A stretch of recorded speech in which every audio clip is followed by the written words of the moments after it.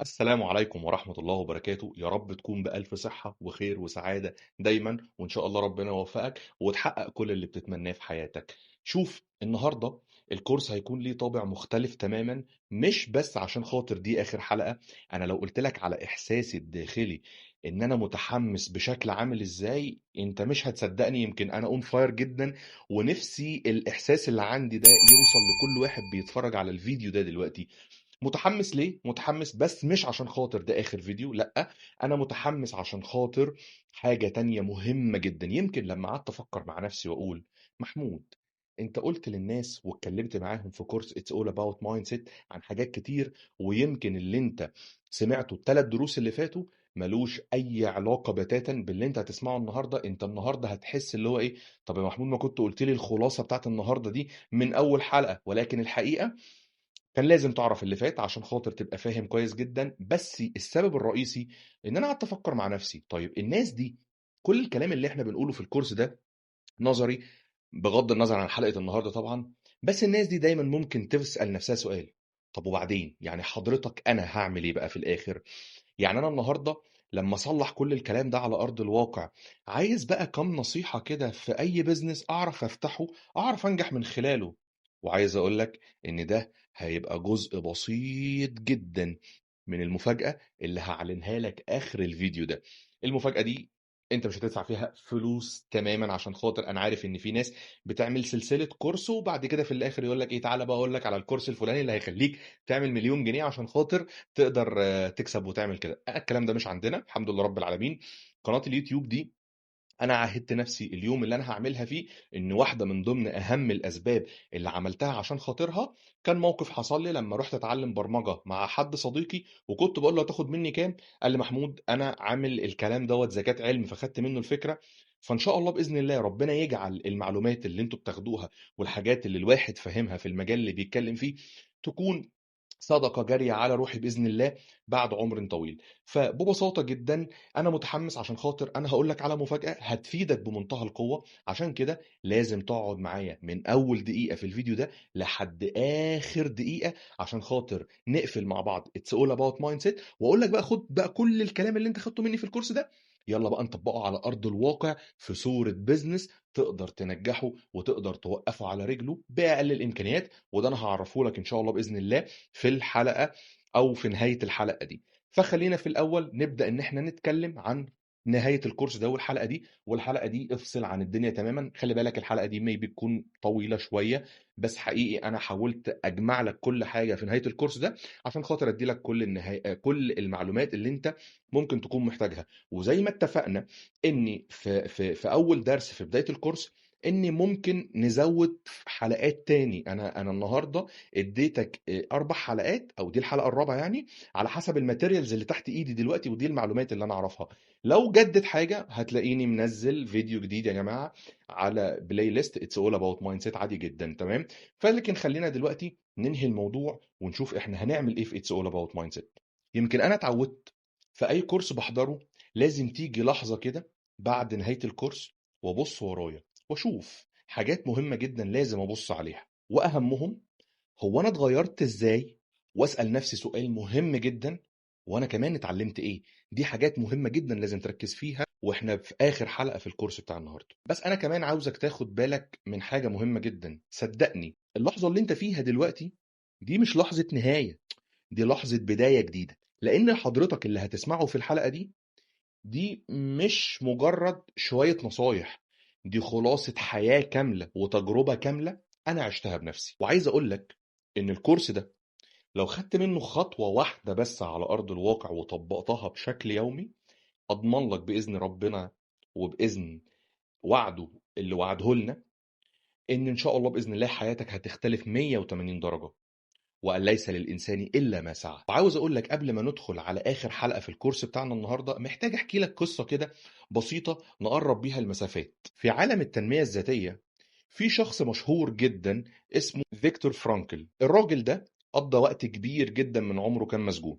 الراجل ده خسر أهله وشاف الموت بعينه أصلًا، لكن رغم كل اللي هو كان فيه دوّة، كتب كتاب مهم جدًا اسمه Man's Search for Meaning. عشان كده عايز أوصّل لك حاجة، إن الإنسان ممكن ياخدوا منه كل حاجة، إلا حاجة واحدة بس، حرية تفكيره. القصة اللي أنا بقولها لك دي بتوضح إن المايند سيت ما كانش رفاهية، بدليل إن الراجل ده في عز ما كان فيه كان بيكتب حاجة ليها علاقة بصميم المايند سيت. والمهم خلينا بقى ندخل في الدرس بعد الانترو. أنا بعمل اللي بعمله ده علشان أسيب أثر، يمكن كلمة تغير حياة، يمكن لحظة تبني إنسان، والنية دايما رضا ربنا وبس. يمكن احنا في الحلقات اللي فاتت اتفقنا مع بعض ان المايند سيت مش مجرد بوزيتيف ثينكينج، بالعكس ده كمان طريقة بتشوف بيها الدنيا، عدسة تخليك تشوف ايه اللي تشوفه فرصة وايه اللي تشوفه مشكلة، مفتاح يخليك تعيش حياتك وتشوفها كأنك أسير فيها أو تشوفها وتعيشها بمعنى حقيقي. اللي جاي دلوقتي في آخر درس من كورس It's All About Mindset هو الصندوق العملي، أدوات وروتين وخطوات وروتين انت هتمشي عليه وتقدر تنفذه من بكرة. وخلينا هنا نتكلم عن 6 أدوات مهمة جدا، ويمكن الدرس بتاعنا ده متقسم ل4 أجزاء. خلينا نتكلم ان احنا او اقول لك ان احنا دلوقتي بنتكلم عن الجزء الأول، وخلينا نتكلم عن الأداة الأولى. الأداة الأولى هحكي لك فيها قصة مهمة جدا لطالب جامعي. الطالب ده كان دايما بيشتكي انه شخص تايه جدا. بدأ يكتب 5 دقايق يوميا كل يوم قبل ما ينام ايه اكتر حاجة كانت بتضايقه في يومه كله، وكمان كان بيكتب ايه اللي فرحني وايه كمان الحاجة اللي انا محتاج ان انا اشتغل عليها عشان اغيرها بكرة. بعد شهر واحد بس الشاب ده بدأ يقول انه اكتشف نمط معين. الشاب ده قال حاجة غريبة جدا، قال ان 80% من الضغوط اللي كانت عليه كانت سببها مواقع التواصل اللي مش اجتماعي خالص، عشان كده بدأ يقللها. والنتيجة كانت عبارة عن ايه؟ هدوء وتركيز وطاقة قوية جدا. التطبيق العملي ليك انت بقى من ورا القصة دي ايه؟ قبل ما تنام امسك ورقة وقلم واكتب 3 حاجات مهمة جدا. اول حاجة، ايه اكتر حاجة فرحتك النهاردة؟ تاني حاجة، ايه اكتر حاجة ضايقتك النهاردة؟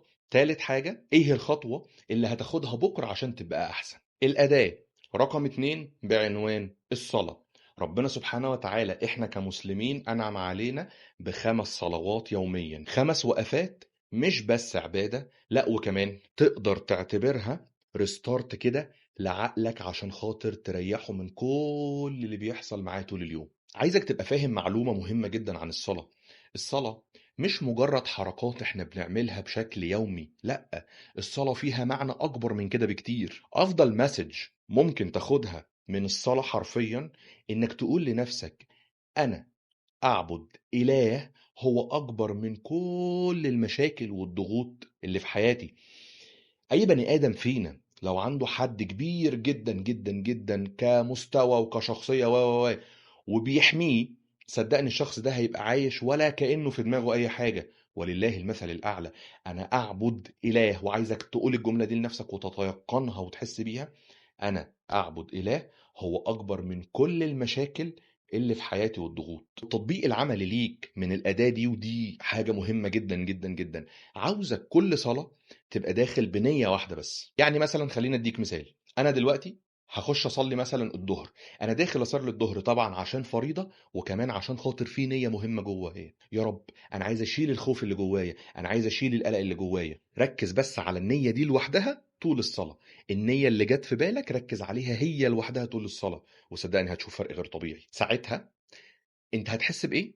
انت هتحس ان الصلاة هي بقت مش مجرد عبادة بتتأدى، ده بقت علاج لعقلك اصلا، وكمان علاج لروحك، مش مجرد روتين. ويمكن في واحد كان بيقول، او بص تقريبا قريت على السوشيال ميديا قبل كده كان بيتكلم فيه بيقول والله انت هتروح لربنا بمشكلة، تمام كده، هتخرج من عند ربنا سبحانه وتعالى بحاجة من اتنين، يا اما المشكلة دي محلولة، يا اما المشكلة دي بقت قد كده ولا بقت في دماغك. ودي حقيقة بنحسها كلنا بالذات في قيام الليل. خلينا ندخل على الأداة رقم 3. الأداة رقم 3 بعنوان الامتنان. في دراسة في جامعة هارفارد بتقول إن كتابة 3 حاجات أنت بتشكر ربنا سبحانه وتعالى عليها كل يوم، حتى لو كانت صغيرة جدا، تحسن النوم، بتقلل القلق، وبتخلي الشخص متفائل أكتر. وخد مني كده القصة دي في السريع هتفرق معاك بشكل كبير. واحدة ست كانت بتعاني من الاكتئاب بعد الطلاق، بدأت يوميا تكتب أنا بشكر ربنا سبحانه وتعالى إن أنا صحيت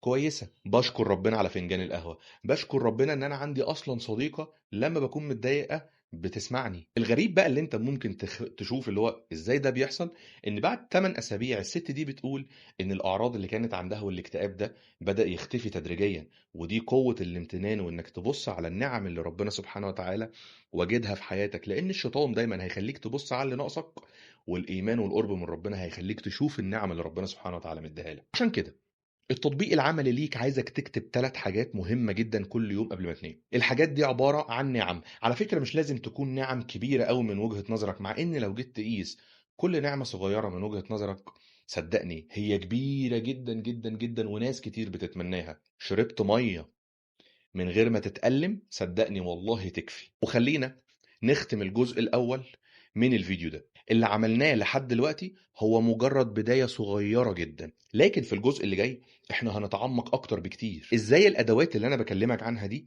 تتحول بقى لخطوات وروتين يومي، روتين كمان يمشي معاك في حياتك كلها. عشان كده خليك معايا، لأن الجزء اللي جاي هيكون أخطر جزء في الكورس حرفيًا من ساعة ما بدأ. ولو ما عملتش سبسكرايب دلوقتي، انزل يا باشا اعمل سبسكرايب كده وروق عليا واعمل لايك وكومنت كده مناسب، عشان خاطر المحتوى ينتشر لناس اكتر واكتر بكتير، عشان ناس كتير جدا تستفيد. عاوز اقول لك بقى في الجزء الثاني ان الجزء الاول لو كان بيحطك على بداية الطريق، فالجزء الثاني ده هو اللي هيمشيك خطوة بخطوة. احنا دلوقتي مش هنتكلم عن افكار، احنا دلوقتي هنتكلم عن حياة، عن خطوات يومية، عن حاجات بسيطة تعملها، ولما تعملها هي بتعمل فرق ضخم جدا. وهنا هنتكلم عن كذا أداة. الأداة رقم 4 بعنوان تحدي الأسئلة. القصة في الأداة رقم 4 بتقول إن سقراط ما كانش بيعلم تلاميذه بالإجابات، كان بيعلمهم بالأسئلة. كان كل يوم بيسألهم ليه. ودايما عود نفسك لما تيجي تتعلم حاجة في 3 أسئلة مهمة جدا هقول لك عليهم كده على طرف المعلقة، واعتبرها كده خدمة من أخوك. تمام كده؟ أول حاجة دايما اسأل معنى الحاجة. تاني حاجة اسأل ليه باخد الحاجة دي أو بفهمها. تالت حاجة ازاي بقى اطبقها. عشان كده كان دايما بيسألهم سؤال مهم جدا وهو ليه. وحط دايما في دماغك حاجة، ان السؤال الصح ممكن يفتح لك باب انت عمرك ما كنت تتخيل انه ممكن يتفتح. عشان كده التطبيق العملي ليك هنا، كل يوم الصبح اسأل نفسك 3 أسئلة مهمة جدا. اول سؤال، هو انا عايز ايه النهاردة؟ عاوز ايه يعني من اليوم ده؟ تاني سؤال، ايه اكتر حاجة ممكن تخليني سعيد ومبسوط النهاردة؟ ورقم 3، لو لا قدر الله في مشكلة، اسأل نفسك ايه ابسط حل انا ممكن اعمله وابدأ بيه بحيث ان انا انهي المشكلة دي بشكل سريع. مع الوقت انت بتعمل مع دماغك خدمة عالية جدا، وهي ايه؟ هتخليه وتعلمه وتعوده ان هو يبص للحلول بدل ما بيبص للمشاكل. الأداة رقم 5 وهي أداة الصمت والتأمل. الرسول صلى الله عليه وسلم كان في وقت من الأوقات أو في أوقات كتير جدا كان بيقعد في الغار يتفكر ويتأمل لوحده، والكلام ده من 1400 سنة. العلم النهاردة جاي بيأكد لك إن لحظات الصمت بتعيد تنظيم المخ صلى الله عليه وسلم. عارف بقى النتيجة عن الكلام ده بتكون إيه؟ بتكون حاجات مهمة جدا. أول حاجة تركيز، تاني حاجة إبداع، تالت حاجة قرارات أوضح بكتير. طب التطبيق العملي ليا أنا بقى محمود أعمل إيه؟ عايزك كل يوم تختار 10 دقايق بس تقعد فيهم لوحدك من غير موبايل، تمام، في مكان هادي شوية، وتقعد تتكلم مع نفسك. ده هيخليك تعمل حاجة مهمة جدا، تسمع صوتك وتسمع صوت أفكارك وقلبك. اللي هيحصل هنا حاجة مهمة جدا، دماغك هيبدأ يتصنفر كده من الدوشة والمشاكل، وهيبدأ يشوف أفكار حقيقية ممكن تنفذها. الأداة رقم 6 بعنوان قاعدة واحدة The One Thing Rule. في كتاب اسمه The One Thing، الكتاب دوت بيقول إن السر في النجاح مش إنك تعمل كل حاجة، السر في النجاح إنك تركز على أهم حاجة. في قصة كده ظريفة، في شاب كان عايز يخس ويتعلم لغة ويقرأ 20 كتاب مش عارف في الشهر. طبيعي جدا كل مرة كان بيبدأ فيها وبيعمل كل ده، الشاب ده ما كانش بيعمل أي حاجة، بالعكس كان بيفشل. لما قرر إن هو يمشي 20 دقيقة بس كل يوم، طاقته بقت أحسن ودماغه بدأ يتفتح أكتر.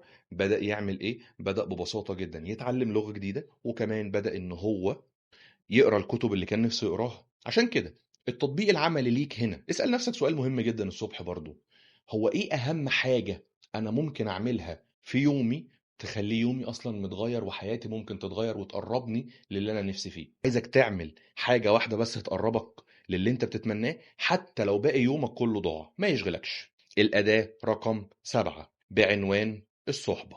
النبي صلى الله عليه وسلم قال المرء على دين خليله، فلينظر أحدكم من يخالل.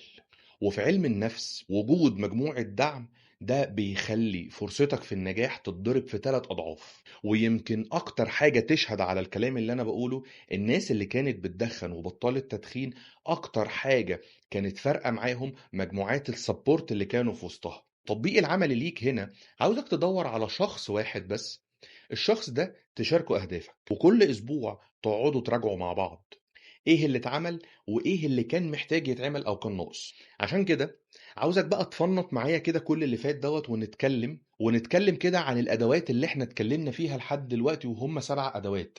وما تقلقش، انا عارف ان انا قلت لك اعمل كذا حاجه قبل ما تنام وكذا حاجه الصبح، لا لا لا، انا هفصص لك بقى الدنيا دلوقتي ببساطه. بس خليني اقول لك الاول على ال7 ادوات اللي احنا اتكلمنا عنهم ونراجعهم بسرعه جدا. اول حاجه تكتب، تاني حاجه تشكر، تالت حاجه تصلي بنيه، رابع حاجه تسأل، خامس حاجة تسكت، سادس حاجة تركز على حاجة واحدة بس، سابع حاجة الصحبة. عشان كده في تحدي عملي أنا هعمله لك في الفيديو ده مهم جدا، عبارة عن 14 يوم.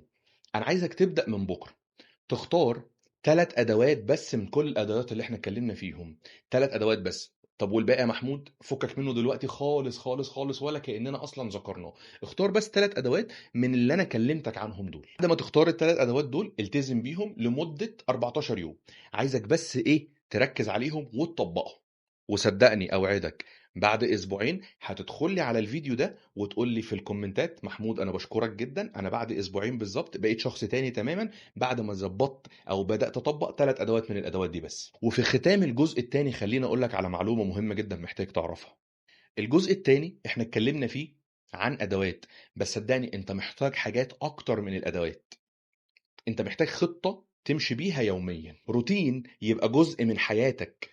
وده اللي احنا هنكمله في الجزء اللي جاي، الروتين اليومي اللي يخليك تثبت وما ترجعش لورا.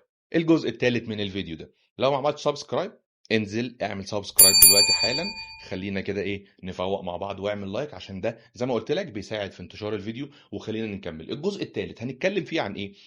الجزئين اللي فاتوا يعتبر كانوا ادوات، طب الجزء الثالث زي ما قلت لك هو عبارة عن خطة.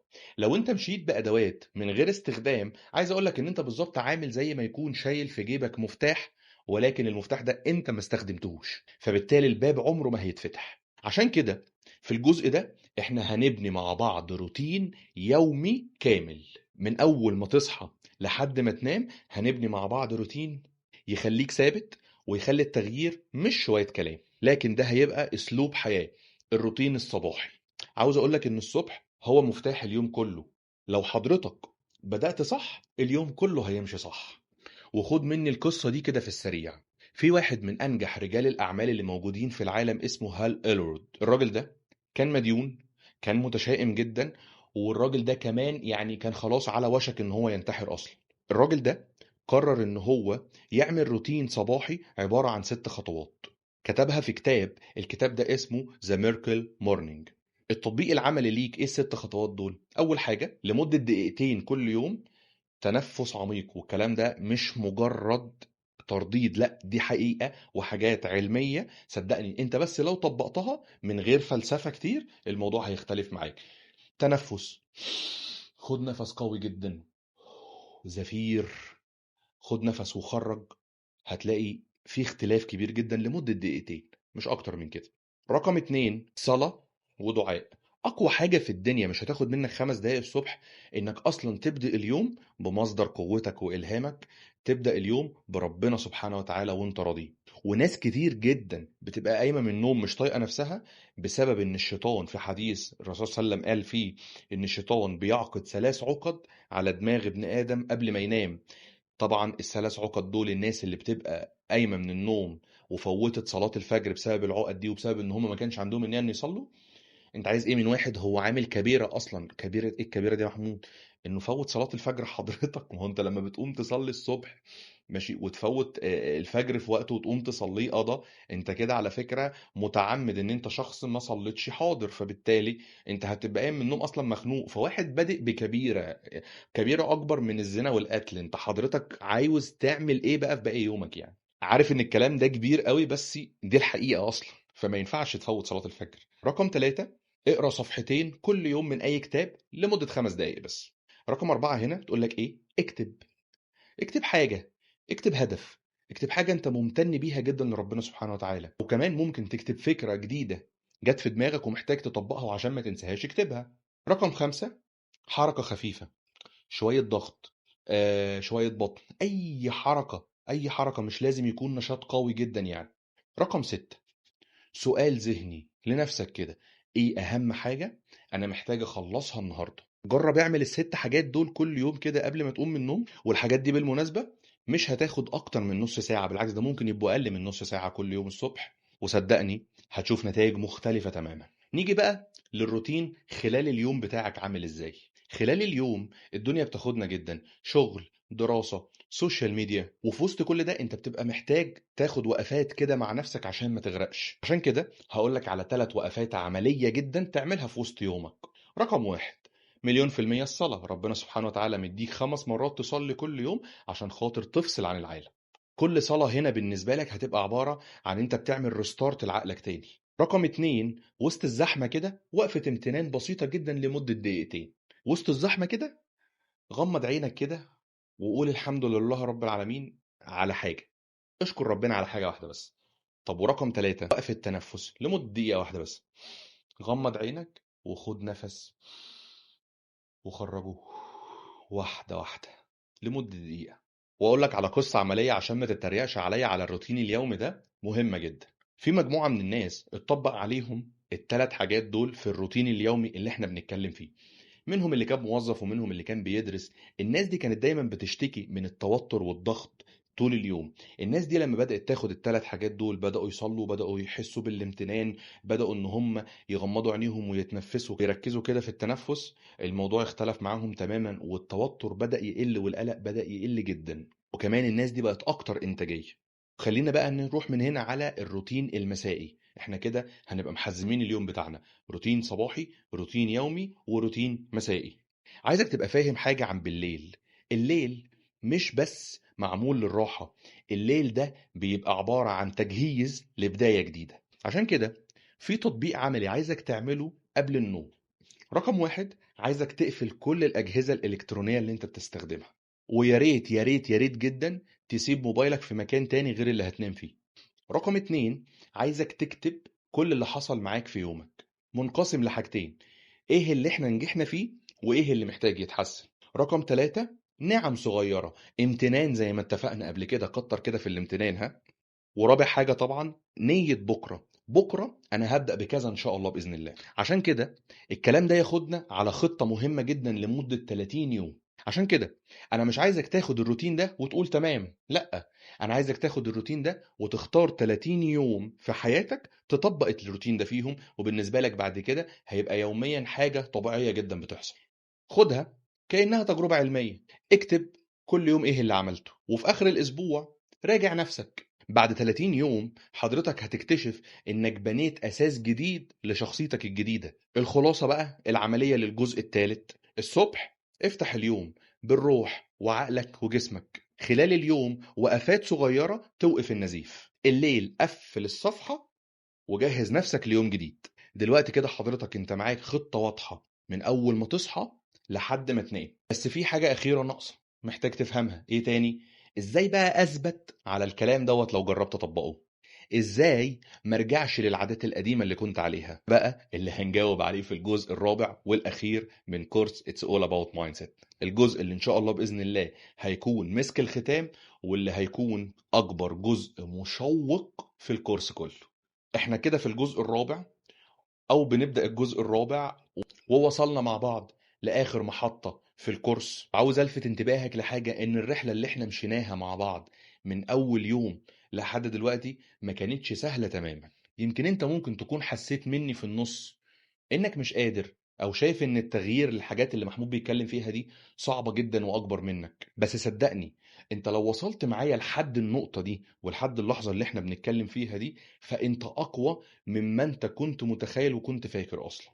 وخلينا ندخل على الجزء الرابع بعنوان التثبيت. ازاي اثبت الكلام ده؟ هديك النهاردة 3 مفاتيح مهمة جدا جدا للتثبيت. رقم 1 الاستمرارية الصغيرة. النبي صلى الله عليه وسلم قال: أحب الأعمال إلى الله أدومها وإن قلت. عشان كده مش مهم تحقق كل حاجة قلناها في الروتين وتعمل روتين مثالي، مفيش بني آدم بيقدر يعمل كل ده، خلينا أكون صريح معاك، ولكن إنك تستمر في حاجة صغيرة يوميا. رقم 2: التذكير المستمر. عاوزك تعمل لنفسك منبه في الموبايل، 5 دقايق كتابة، شكر، امتنان لربنا سبحانه وتعالى. صدقني التذكير اللي هتعمله على المنبه ده في الموبايل هو هيحميك كتير من الانشغال. رقم 3: التقييم الدوري. عايزك تقعد مع نفسك نص ساعة كل أسبوع، اسأل دايما إيه اللي نجح وإيه اللي محتاج يتغير. وهنا حابب اتكلم عن حاجة اعتبرها هي رسالة ختام للكورس. الكورس ده كان رحلة لتغيير المايند سيت. عرفنا فيه ان التغيير عمره ما كان قرار لحظة، لكنه عبارة عن رحلة بنعيشها كل يوم.